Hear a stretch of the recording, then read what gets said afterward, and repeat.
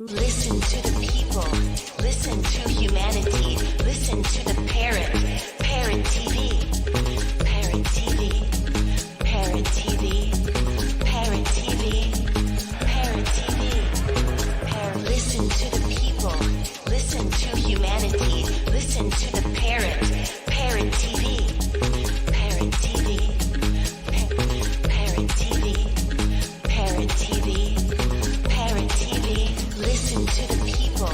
Listen to humanity. Listen to the parrot. Hi, I am Dustin Pickering from Parrot Literary Corner. You know me, your noble and honest host, and I've got exciting news for you. Last anthology, Series 1, The Literary Parrot, did such a great job. We want to continue to provide this community service to our viewers and to our contributors to the program. So please get up and get a copy immediately. You know, if you're in this book, you want to get a copy. If you're not in the book, you want to get a copy and see what we're doing. You want to be excited with us. We want you on this program, and we hope to see you sometime soon on The Literary Parrot. You have to get your hands on this copy. It's amazing. It's an absolutely beautiful anthology meant just for you. Our past guests have been invited back to contribute yet again to this Series 2. We do this quarterly anthology. We will be doing this after our 200 episode milestone. As of this last quarter, we reached 200 episodes, and past that, get up and get a copy immediately. This is the only TV show on earth for creative writers, and our guests are amazing. They're also community activists building from the ground up. This program is for everybody out there who is a creative mind. Order several copies if you can and donate to local libraries. Give them to your friends, cousins, fans, supporters, anybody that you think loves poetry. And it's not just poetry in this book. Remember, this is creative mind. So we have prose, fiction, short stories, essays, artwork, anything you can think of, artistically creative, photographs. Everything in this book is packed. It is packed. It is just absolutely packed. If you want to get your hands on it now,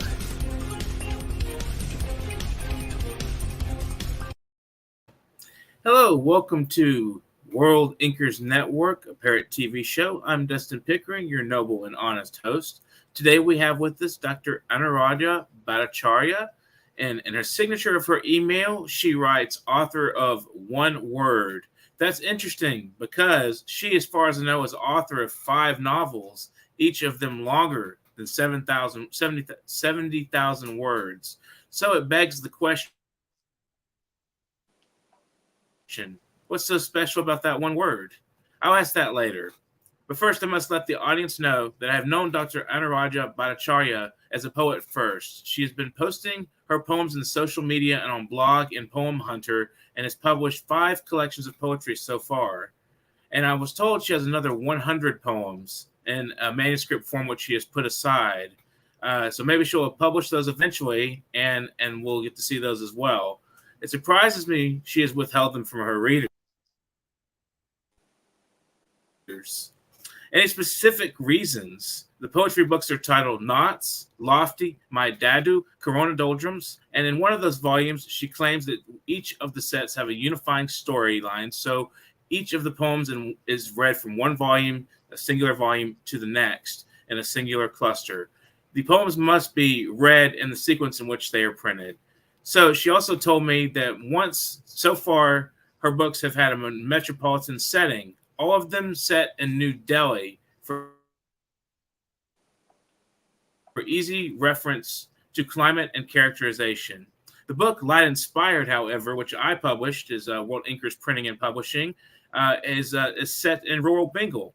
The setting was naturally on the basis of the work done by Bhttacharyya. He has lived there for several generations, and Anuradha had to understand that setting through his lens. Have you visited Jamiriya and the other rural areas of Bengal and Bihar that you have described in the novel Light Inspired? The novel is semi-biographical, and as you say, what prompted you to publish it? I'm curious. Deep Narayan won the Global Teacher Award from UNICEF, a few months after you've given the novel for publication. Didn't you feel the temptation to add to the fact of the award to it? If all your previous novels, such as Still She Cried, are primarily on women characters, did you find the switch to a male protagonist difficult? I'm sure she will answer all of these questions and many more. Welcome to the program, Dr. Anuradha Bhattacharya. How are you today? Thank you for the introduction, Dustin. I'm fine, and I hope everyone is enjoying their day.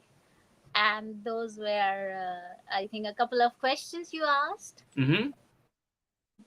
The latest novel, Light Yes. Inspired. First, let's start with the male protagonist question. Lights inspired. Go ahead. Right. So, actually, in two other novels too, there the male protagonist is quite prominent, but those are strong women in the other novels, and they must be read from that angle. In this particular novel, because I found Deep a very interesting character to write on, and I found myself. He's a teacher in primary school, so I found myself also a teacher, a little older than him, and he's got didis, he's got elder sisters, three elder sisters. So my approach was to, portray him as a younger brother, and as an affectionate elder sister, portray myself in the sense of the narrator. Mm-hmm. And see, there is this thing in India called Anganwadi worker, and Anganwadi workers have a duty of, uh, raise the general, uh, the quality of life in the villages. Mm-hmm. So they go and advise. They also help in teaching, and they also help teach hygiene, a few such things. So because he told me one of his DDs was an Mm-hmm. Anganwadi worker, so I portrayed the narrator as that.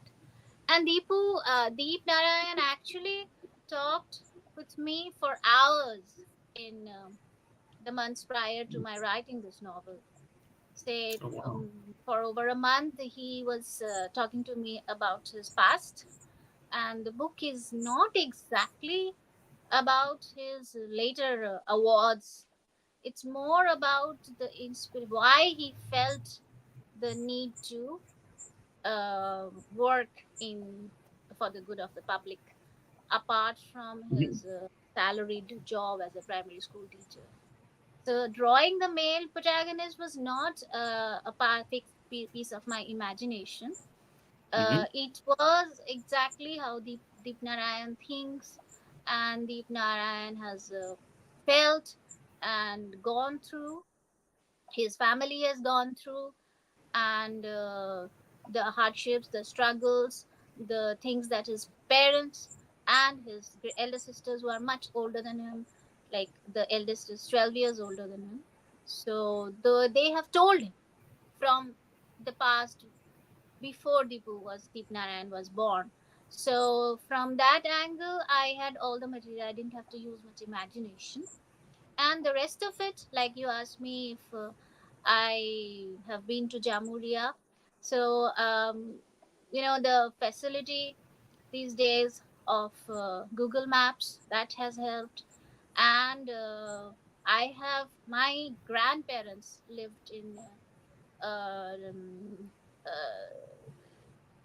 suburban Kolkata. My Mm-hmm. grandfather, my father's side, and uncles, my paternal uncles. I So you have visited a them. connection, Yeah, kind of a I connection there. have a very picture of the landscape.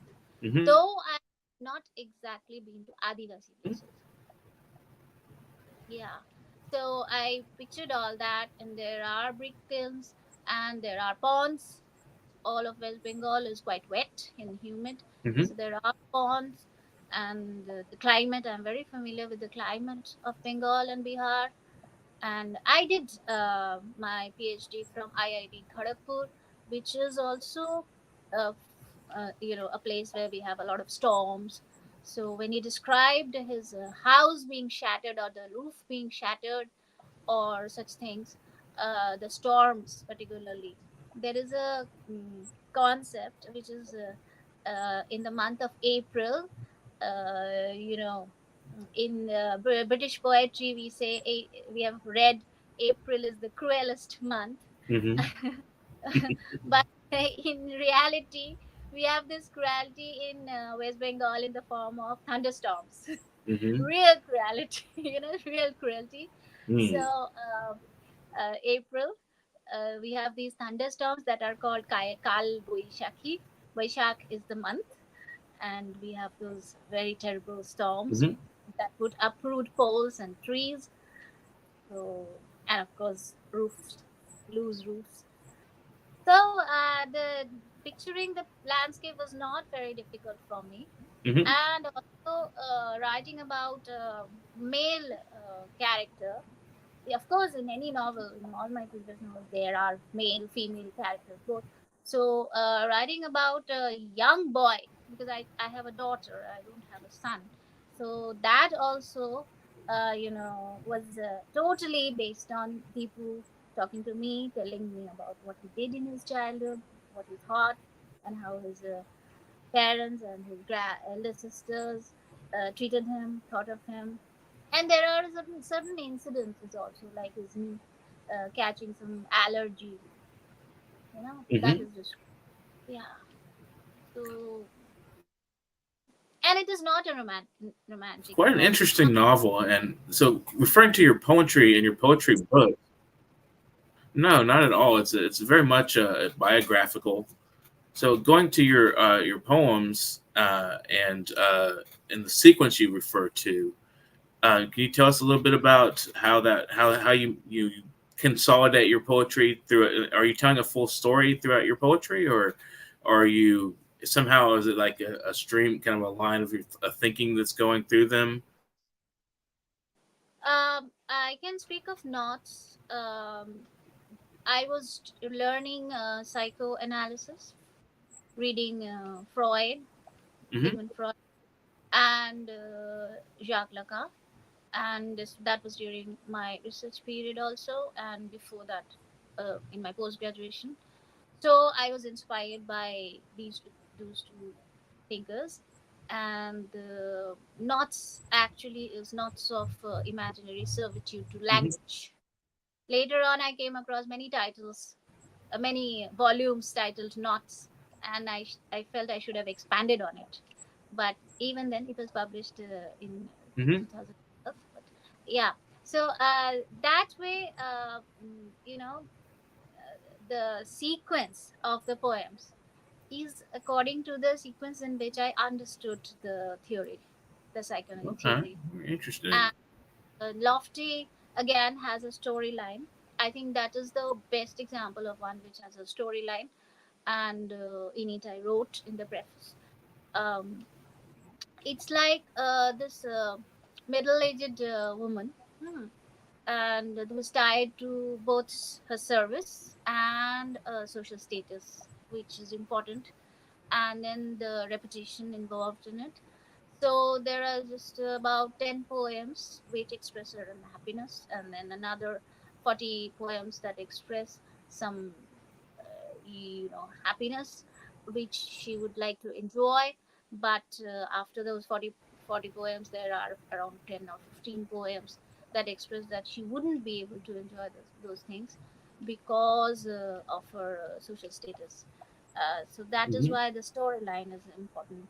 And in Corona doldrums, very well, we had this sequence of discovering the virus, and then how people panicked, and then the lockdown came along, and then the invention of the vaccine, and then those concepts, were like aerosol, and then the concept of using soap, you know, and then hygiene, Hmm. and later on herd in this thing, immunity, yeah, herd immunity. Mm-hmm. That's very intriguing. Then the black fungus. So these things came later. So the poems are later, Mm-hmm. and the earlier things, the discovery, then the sense of resistance to it, shock, resilience, all these sentiments are there. And then this, particularly the international Right. locked, that sentiment. Of course, yeah, because I'm a teacher, the teachers feeling, the Mm-hmm. students feelings, the how a teacher felt about online lectures and how a student felt about online. Those things were very amusing. Then Mm-hmm. I used to read a lot in those days. So these things that how dogs or other stray animals would miss the humans on the streets. So there were such things as jokes available online and in social media. So I took inspiration from those you know thoughts and I turned them into poems. A lover, Mm-hmm.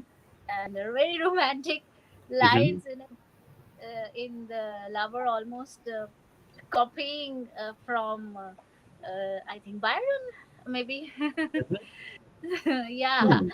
Um, its introduction is by Professor Christopher Okemwa of Kisi University. Professor Christopher Okemwa, Right. and, and yeah, he mentioned the lovers as something very interesting.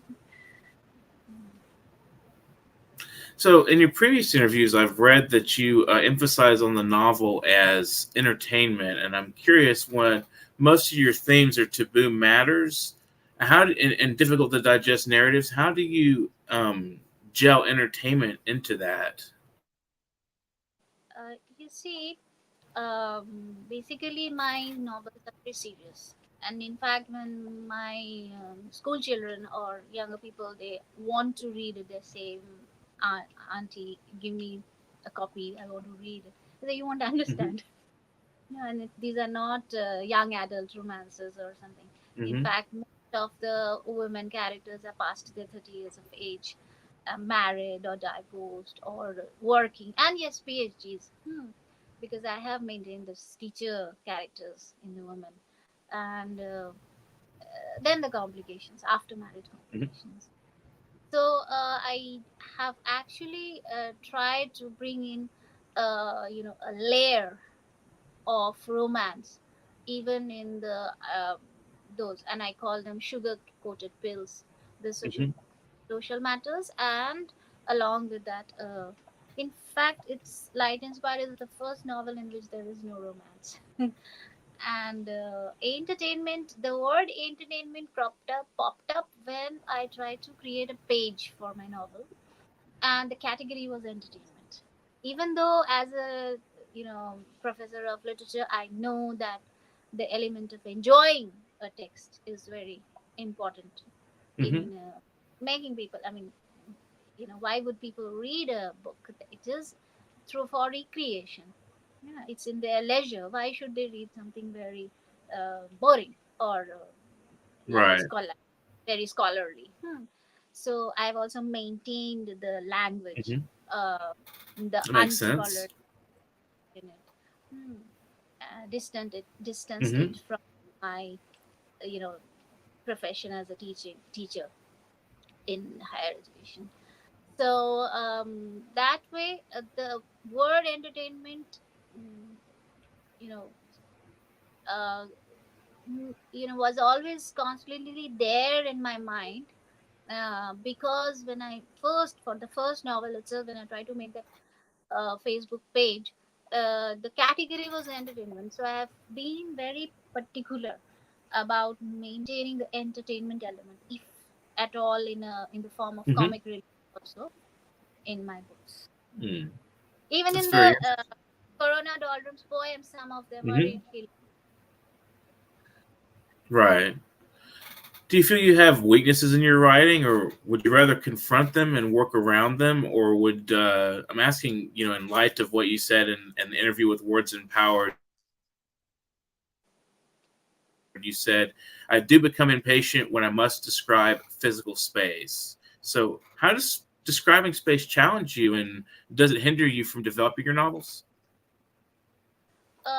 basically, I have read a lot of seminal European literature, Hmm. novels, pieces of fiction, short stories running into 25 pages, and a few Indian. I mean, because I teach European literature, I've read more of European than the Indian works. But yes, I have read a few of them, and I had this feeling that the pace in which I write is faster than the pace in which I find many writers have written. And then I noticed also that the youth, the people of today, prefer a 200-page book than a 500-page book, which is prescribed in the university syllabus of Hmm. English literature. And so they do lose interest. So the pace had to be, faster in my books. That's what I decided for myself. And how can one do that if the incidents are all there, the characters and the sentiments are all there? The only point which I can compromise, or the point which I can leave out, you can say, is description of a room or a city or the roads, the noises in the streets, things that create a climate. Secondly, the most vital thing is, now in the 21st century we have this Google search. So if I write New Delhi, I have already given the entire description of the place. That is what I believe. And even if I read Sydney, I just go to Google Maps, open it in the picture view, I get a lot of detail. Why should I spend my, pages on it? So the shift is not only in my style, it is a conscious decision because of the era I'm writing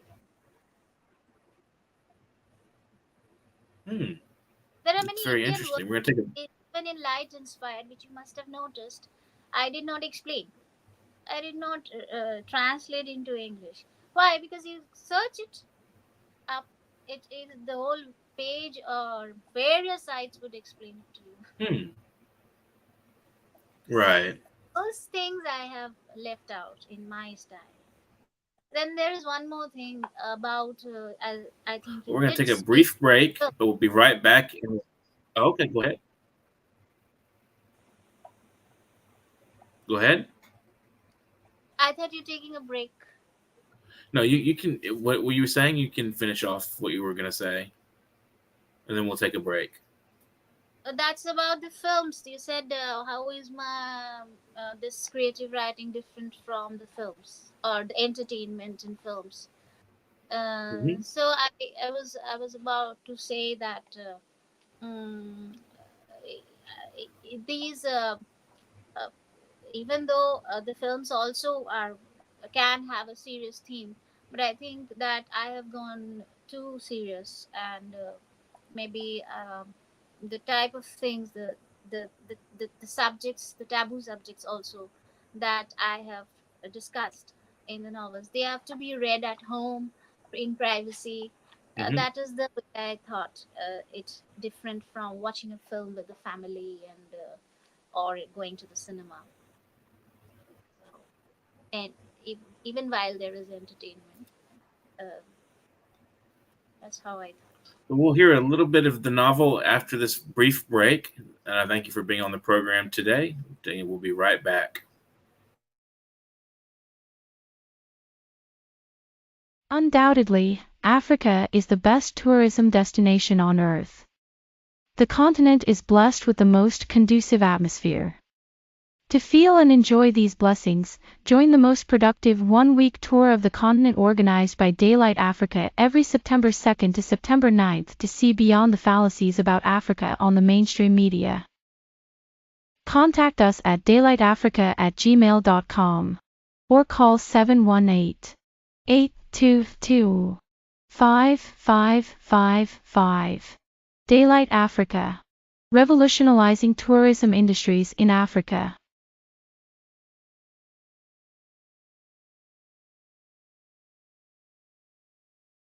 Network. I'm Dustin Pickering. Please subscribe to our channel if you have not already. We'd love to have you as a subscriber. And we have Dr. Anuradha Bhattacharya with us today, and she's going to read us from the novel Light Inspired, or from maybe from her poetry if she'd like as well. A little bit of from the novel, if you have the novel there. Yes, excellent. It's an excellent novel. It's an excellent story, and it's well told. Lots of interesting metaphors as we talked about in the last mini interview we did. So I'm looking forward to hearing from this wonderful novel again, reading and listening to you read it for us, or parts of it for us. Go ahead. Okay, you let me know when to stop, right? Sure, So go ahead, this Ryan, when you're ready. beginning, chapter 3, family. Orphans have no family. Unless they are brought up in a home, they are destitute who would not survive even a year. The same is with all living creatures. Over the centuries, human families have grown a system. The system defines who is family and who is a neighbor. There is a cousin of family, and that's called relatives. Unfortunately, relatives tend to stand apart and create havoc in one's life. That's how we distinguish family from relative and choose whom to send out of the periphery of our day to day existence. My mother had an abject fear of relatives. After my younger sister was married off, she often whimpered in her sleep. I could hear her mumble distinct words in the night. She recalled all her trauma during her stay with relatives on my father's side. Although for him, once they were family, for my mother as sisters and brothers in law, they were a menace, and for us, therefore, not uncle or aunt, but relatives. We chose to keep a polite distance from them, physically apart in a different village, and mentally struck off as non existent. My father suffered no qualms about this arrangement. He knew it all as the past and his present involved his children. Being the eldest among his siblings, he had offered his wealth, his services, and his time in bringing them up to adulthood. After that, if he took to his heels with his wife and babies, it was instinctive. He had to do it to meet the basic need for survival. He had found work as gatekeeper of his uncle's bungalow, and that was a good excuse for his departure. I'm skipping a couple of pages just to give this idea of the distinction I've made between relatives and family. Uncle is no more. That is the sad truth of life. All the good souls depart for heaven sooner than the sinners. Uncle left us when he was 70. He was family. He loved us. We spent lovely days in his house. We loved him. But then cousins came into the scene and they were jealous creatures. Oscillating between love and dislike, we visited our uncle when school was closed for the summers. But that was all. The cousins hardly visited us. We forgot their good names. The interaction was only superficial, restricted to the indoors of uncle's house.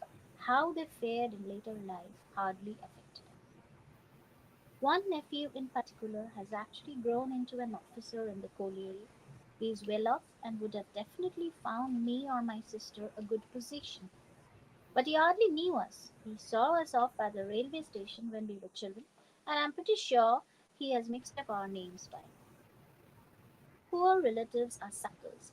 That's the old adage, and however tied to the roots each one of us may be by the common surname, or gotra, or ancestor, or rishi, or community, each individual evaluates the other in terms of their wealth.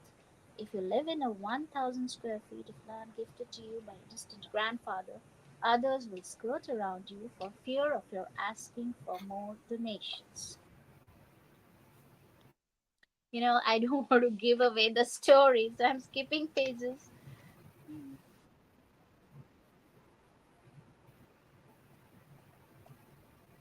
Humans are never irrationally generous. If there is one such being, he is viewed by all others as a curio. I was beginning to see such a curio in Deepu. Our relatives had bargained the privileges out of our hands. The house belonged to their father, but the cleaning and maintenance fell upon my mother's shoulders.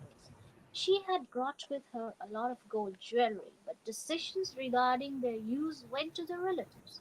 It was impossible for me to see it as logically right. I was driven to tears when my mother narrated the incident when I was barely 5 years old and my grandfather, the tuberculosis ridden thin frame that hardly left the bed, deposited all his phlegm onto the bedside floor.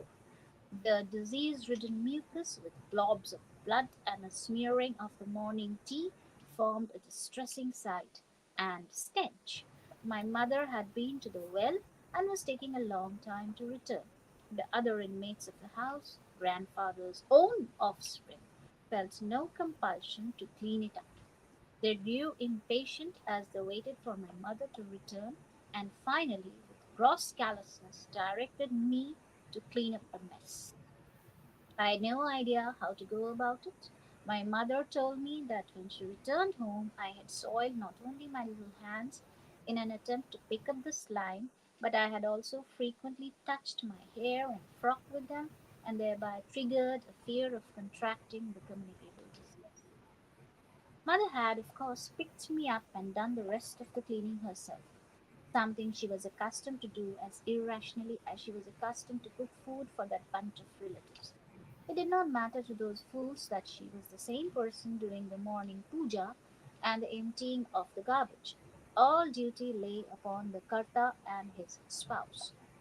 This irrational system that made the bungalow unlivable actually wronged my parents further because traditionally the eldest son, as Karta, was supposed to inherit it, and all the other siblings were subordinated to him. In many families, only the Karta remains in the inherited house, and the younger siblings move out and fend for themselves. Should I read further? If you have any, If if you'd you like to want to share read, some more, or did you finish, or do you want to read a couple more, I really don't want to maybe a read page or any paragraph more, happy or did you? question. Is that what you wanted to read? I don't want to read. Well, I think it's very interesting to me that you write with a reader in mind, as you mentioned earlier. And I think with my when I write my poetry, I write, partially I'm a reader in mind, but I also have the idea that I'm constructing in mind. So, how much difference do you find between poetry as a craft and novel writing? I like to explore Here I that have faced dimension. That's question in before. terms of like the actual process of writing. Yeah, because I write short stories, poems, and novels. And somebody else had also asked me the same thing. See, I always have this answer to this question that basically I think in terms of a story, even if Hmm. it is a poem, even if the story is communicable in very few lines, then it is a poem, right? And if it's a thought, then it is a poem. And when it comes to an event, and that Hmm. event has moral or some information that I think must people must read about, like I wrote a story on glaucoma, the infection in the eye. Hmm. Mm, so Hmm. my was really to spread the awareness about the thing. Hmm. uh, so in that sense, the length of the story depends on my dash of writing, how long I can sustain the length, or if Hmm. I don't force myself to increase the length or shorten any length. And when it comes to the novel, my first writing experience was very very long, 12 hours of sitting, in one go, with the laptop in front of me. Hmm. And I started after lunch, and I continued till morning, just a break for dinner and little things. And Oh. I realized that I wrote Hmm. 28,000 words in that particular sitting. So I feel that if I have the story in me and I plan the story before starting to type, and I type, I don't write. Hmm. So I plan it entirely, like these would be the chapter divisions. So if I have that whole entire plan with me, then nothing can stop me from building up that length. Then maybe if a reader, prior to the publication, if a reader points out, what do you mean by this, or this thing is not very clear, I definitely revise. And I Mm-hmm. did revise one of my books, which my publisher himself said is not turning out very brilliantly. Uh, he was not very clear what to advise me, but I went through it and I decided that the ending was not satisfactory. So I actually erased, I think, 20,000 words or so and rewrote the ending. I won't tell you which novel, but yes, I do revise. Do Let's revise. guess. Right. So, do you have any final words for our viewers or readers in general? Advice for authors out there struggling to be heard? Uh, well, I would like to say to writers that they don't have to. I mean, this is very important for me. They don't have to attend a creative writing course. Those are more like businesses, and rather not even Mm-hmm. join a course in English literature in for Indian authors. That is what I would say. I don't know about the others in other countries, but I feel that gradually we have introduced so much theory, literary theory, theory of criticism, research methodology in our curriculum, that these bog you down. I have to actually tell people that you must enjoy the text. But that is not what my students are doing. They are reading theory and they're Mm-hmm. applying to research. They're looking for a research method, and it ruins the enjoyment. So you don't have to do that either. So if you're a commerce student or a science student, if you have if studied a particular type of interesting thing, say cosmology or something like pharmacology, use that, apply that. And I've actually come across a few brilliant books. I was actually a judge in at the all India level. I was judge of a literary competition, Mm-hmm. and then definitely I had to read around 24 books. So I did come across people who are not from the literary stream in their education, but they write very interesting, uh, you know, imaginative literature. So that is what I would suggest writers to do, and try to keep themselves the right of the book thing as separate from the film thing. Mm-hmm. Not every book. Yeah. I mean, if you're writing a book, it should not get immediately translated into a film. What is the good of a book then? Write a film script instead. The Right. book should Yeah. be distinguished from the film script. It should So, have some do you want to say connection. any thanks or any shout outs at the end of the program here today? Oh yes, I noticed. I think this is the first time I'm on Parrot TV show. In fact, this is the first time I got published from someone in the US, and both for World Linkers Network and Parrot TV show, I'm really grateful. I had no idea that you've got thousands of followers, thousands of subscribers, and that is a great honor for me to be here. And Mm-hmm. I hope you do much better in future. Well, thank you for being on the program today. And if you have anything else to say, is that it? Okay, great. Thank you so much for being on the program today, and we're very glad to have you. You are watching World Inkers Network, a Parrot TV show. I am Dustin Pickering, and you can pick up Light Inspired from Podly.com or from Amazon.com. Either way, we'd love to have you as a reader. I'm sure Dr. Anuradha Bhattacharya would love to have you as a reader, and leave some comments and reviews for us on Light Inspired, as well as on this program today. We'd love to have your voice involved. So thanks for watching World Inkers Network, and I hope you will also want to be on the program. You can reach out to me, Dustin Pickering, at publication.worldinkers@gmail.com. That will be, you'll send a bio, a headshot, and a few sample pieces from whatever your latest work is, or some poetry you've written to share, and we'll see if we can schedule an interview with you. And I thank you for watching the program. Please subscribe and have an excellent afternoon. Hope you'll get out some writing done. Do it right now. Sit down and write. Thank you so much. Have an excellent afternoon, an evening, or morning. Listen to the people. Listen to humanity. Listen to the parrot. Parrot TV. Parrot TV. Parrot TV. Parrot TV. Parrot TV. Listen to the people. Listen to humanity. Listen to the